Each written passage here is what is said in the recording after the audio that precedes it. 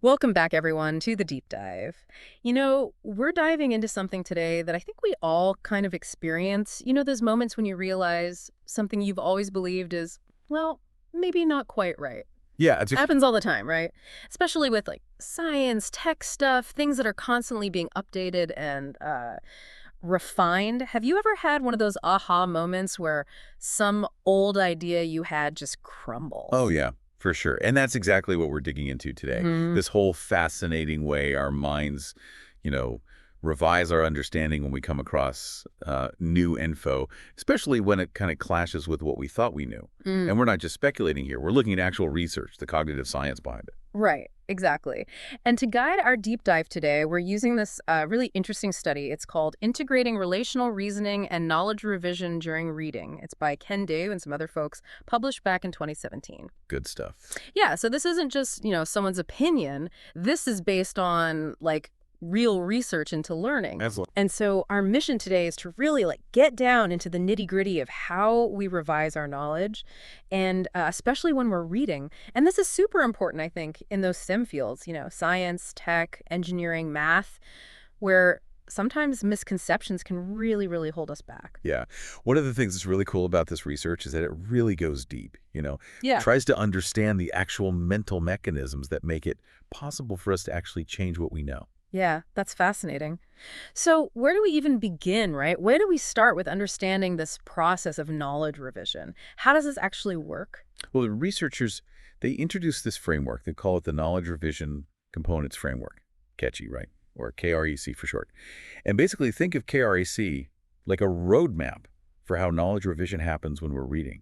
Now, one thing they're very specific about is using the term knowledge revision rather than conceptual change, which you might hear sometimes. And that's actually a really important distinction. Okay, yeah, let's unpack that a little bit. Why knowledge revision and not conceptual change? What's the like core difference there? Well, the main difference comes down to what we assume about how our existing knowledge is structured, how it's all organized in our minds. Okay. So the KRC framework, it doesn't really assume that our prior knowledge, the stuff we already have in our heads, is structured in any one specific way. Yeah. Like it doesn't matter if a misconception is part of, some big coherent theory or it's just like a fragmented little idea floating around. Okay, got it. What matters is the individual pieces of information and how they're all connected, like almost like a network or a web of ideas. Okay, so it's less about like this big overhaul of your entire understanding and more about tweaking specific connections within that web. Exactly. It's a much more nuanced view. Mm. And so KRC, it sees our knowledge as this huge network, this interconnected web of information. They actually call these semantic networks. Ooh, fancy term. And importantly, knowledge revision, it's not about just hitting delete on wrong information. Mm. Like we don't just erase the wrong stuff. It's more about gradually making that old incorrect information less active, less influential in our thinking. So more like it fades into the background. Exactly. Like think about it less like deleting a file on your computer and more like, that file's still there. It's just getting buried under a ton of new files. Right, it's harder to find. Makes sense. You're less likely to open it. And there's actually some evidence out there suggesting that, these correct and incorrect ideas, they can kind of coexist in our memory. They're both still in there. Huh, interesting. Now, the KRC framework, it lays out these 5 core principles to explain how this revision process works. Okay, 5 principles, got it. 2 of these are kind of like foundational assumptions, and the other 3 are the necessary conditions for revision to actually happen. Okay, cool. So it's like these are the things that have to be in place for us to revise our understanding. You got it. So let's start with the assumptions. The first one's called the encoding principle. Encoding, okay. And this one's pretty straightforward. It basically says that once information gets into our long-term memory, it doesn't just disappear. It's in there. It's in there lurking, and it can be, reactivated, brought back to the surface later. So like that random fact I learned years ago about, I don't know, like the mating habits of earthworms or something, it's still in there somewhere. Probably, yeah, in some dusty corner of your brain. Okay, good to know. The second assumption is called passive activation. Passive activation. And this one basically means that when we're thinking about something, anything, our memory automatically starts digging up any related information, whether it's accurate or not, helpful or not. Oh, so even if I'm trying to remember the right information, my brain might still pull up some old misconception just because it's kind of related. Exactly. It's this like broad automatic process. Your brain's trying to be helpful, but it doesn't always get it right. Yeah, that sounds frustratingly familiar, actually. Okay, so those are the assumptions.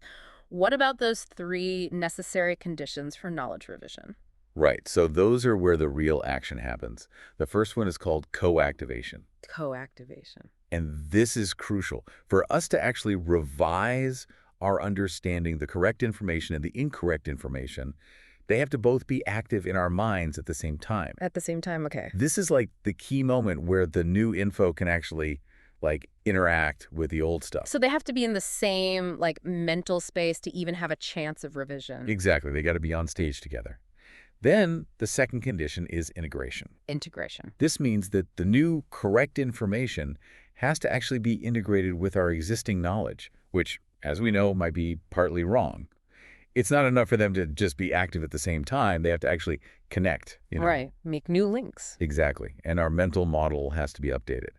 Then we have the third condition, and this is where it really gets interesting. It's called competing activation. Competing activation, okay. And this is where the actual revision starts to happen. So as we learn more and more correct information, and it gets integrated into that network of knowledge, that correct information becomes, well, more strongly connected, more easily activated. And here's the kicker. Because our cognitive resources, our mental energy is limited, the more we activate the correct information, the less activation there is for the incorrect information. Ooh, like a tug of war. Exactly. It's like this competition for mental resources. Hmm. And so the more you reinforce the correct information, the weaker the incorrect information becomes. It's less likely to pop up. So the key takeaway here is that correcting misconceptions, it's not about deleting those old ideas. It's about building this super strong network of accurate information so that the wrong stuff just fades into the background. Okay, that makes a lot of sense. It's like, I guess you're not erasing the old files, you're just burying them under a mountain of new ones. Precisely. So, we've got this framework, KRC, Yep. that explains how knowledge revision might happen at like a cognitive level. But how does this play out in real-world learning? How do we actually see this in action? Yeah, good point. So, like, how does actual learning, the stuff we do in classrooms or online courses or wherever, how does that support this KREC framework? Right. Well, the authors of the paper, they actually point to something called refutation texts as a really great example. And you've probably seen these before. They're basically texts that specifically call out common misconceptions. They say why it's wrong, and then they give you the correct explanation. Yeah, I've seen those, especially in like science textbooks or articles, right? They'll be like, a common misconception is blah, blah, blah, but actually research shows blah, blah, blah. Exactly. And according to KRAC, these refutation texts are effective because, first, by explicitly stating the misconception, they're forcing that co-activation, right?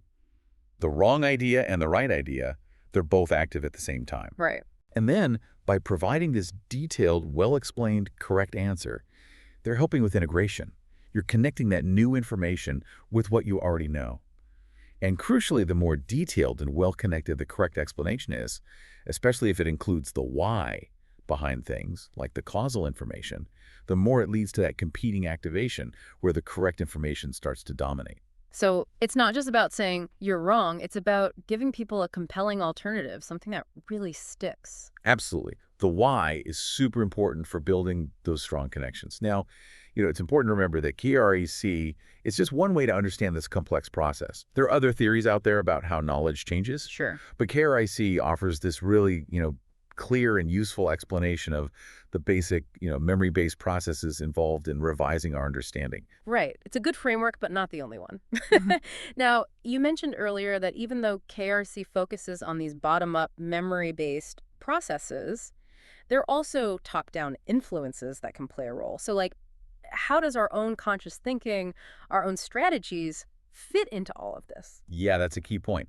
While KRC highlights how our existing memory networks interact with new information, our conscious, strategic thinking, the stuff we deliberately do, that also has a huge impact. Okay. And the authors of the paper, they suggest that the main way these top-down processes exert their influence is through how we direct our attention. What we choose to focus on basically determines what gets activated from memory. Okay, yeah, that makes sense. If I'm really trying hard to understand a new concept and I'm focusing my attention on the correct explanation, that's going to influence what my brain pulls up from those memory files. Absolutely. And one really important top-down factor, one that can make a big difference, is our relational reasoning skills. Relational reasoning. That sounds kind of, I don't know, like a brain teaser or something. What exactly does that mean in this context? Yeah, it might sound a bit jargony, but basically, relational reasoning is our ability to see how different pieces of information connect. It's about going beyond just remembering isolated facts and understanding the underlying structure, the relationships between those facts. And it turns out this is a super important skill for reading comprehension and learning in general. Okay. And that's why it's also thought to be crucial for knowledge revision. The researchers, they highlight these four main types or dimensions of relational reasoning: analogy, anomaly, antinomy, and antithesis. Okay, wow. We got a lot of and words here. So let's break those down one by one and see how they relate to this whole idea of revising what we know. And maybe let's start with analogy. Right, analogy. Okay, so analogical reasoning, it involves recognizing similarities between two different ideas or concepts, often one that's more familiar and one that's less familiar. Think of that classic example. An atom is like our solar system. You're trying to understand this complex idea of an atom by comparing it to something more familiar, the solar system.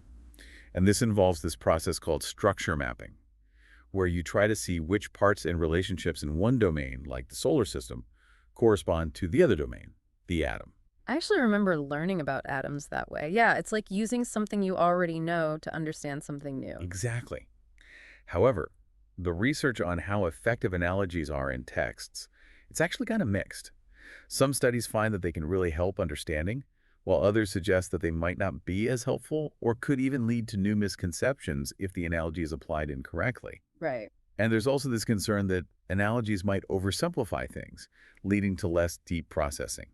Like you might just focus on the surface similarities and miss the nuances. Yeah, I can see that. If you just focus on how an atom is like a solar system, you might miss some of the key differences. Exactly. And one really important finding is that how well an analogy works really depends on how much the reader already knows about that source domain, that familiar thing. Oh, okay. So like, if you already have a good understanding of how the solar system works, then that analogy to the atom is more likely to be helpful. Got it. It's less likely to lead you astray. Readers with more background knowledge tend to yield more accurate understanding and have fewer misconceptions. So this suggests that, that familiar analogy, it helps activate relevant prior knowledge, which can then be integrated with the new information. So it's like building on what you already know. Exactly. And in terms of that KRAC framework we talked about, analogy can be really helpful for that integration step, connecting new knowledge with existing understanding. Okay, that makes sense. So familiarity, it helps us build better understanding through analogy. But we have to be careful about those oversimplifications. So what about the next anomaly? What is that all about? Right, anomaly. So anomalous reasoning, this is all about noticing things that are unexpected, things that don't fit a pattern. Like an anomaly is basically something that stands out. It's the odd one out. And anomalous reasoning is the ability to spot these deviations. A lot of research on this has used what they call verbal semantic anomalies. These are like short sentences or passages. They contain something a bit off, something strange. Right. A classic example is the Moses illusion. So I'll ask you, how many animals of each sort did Moses put on the ark? Two.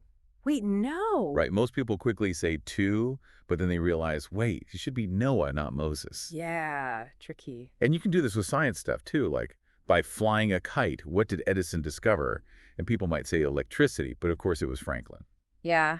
Oh man, those are good. Those really highlight how we sometimes just don't process things fully. Exactly. And it turns out our ability to actually spot these anomalies, it depends on how well that odd information fits the context. If it's a really bad fit, like Moses in the ark, it's easier to notice. Okay. But if it kind of blends in, we often miss it. Now, beyond these verbal tricks, we also encounter anomalous data in texts. Right. Think about like reading a scientific paper where a new finding contradicts an established theory. Yeah, that happens. Researchers, Chin and Brewer, they've looked at how readers react to this kind of conflicting data. And they found this whole range of responses, from completely ignoring the data to completely changing their beliefs. That makes sense, because if something goes against like a strongly held belief, my first instinct might be to doubt the data, not my own belief. Exactly. And Chin and Brewer, they identified several things that influence how we respond. Okay. One is how strongly we hold that prior belief. Another is our general views about knowledge and learning, what philosophers call our epistemological commitments. Right. And then there's also how credible, clear, and well-supported the data is. But crucially, how deeply we process the information matters a lot. If we really think hard about that surprising data, we're more likely to actually revise our understanding. And in terms of KREC, encountering that anomaly, that mismatch, it can trigger coactivation. That conflict between what we thought and what the new information says, it becomes really apparent. Okay, so noticing that something's not quite right, that's often the first step to revising our understanding. Exactly. It makes it possible. Makes sense. Okay, what's next? Antithetical reasoning. Right. Antithetical reasoning. This is all about recognizing direct opposition or contrast between two ideas. Okay. It's this versus that. And it plays a huge role in arguments, persuasion, and how we change our minds, especially in those refutation texts where you directly contrast a misconception with the correct information. Right, it's like highlighting the difference. Exactly. For example, a refutation text might say, many people think heavier objects fall faster, and then directly oppose it with, however, in a vacuum, all objects fall at the same rate. Right. That direct contrast, that's antithesis.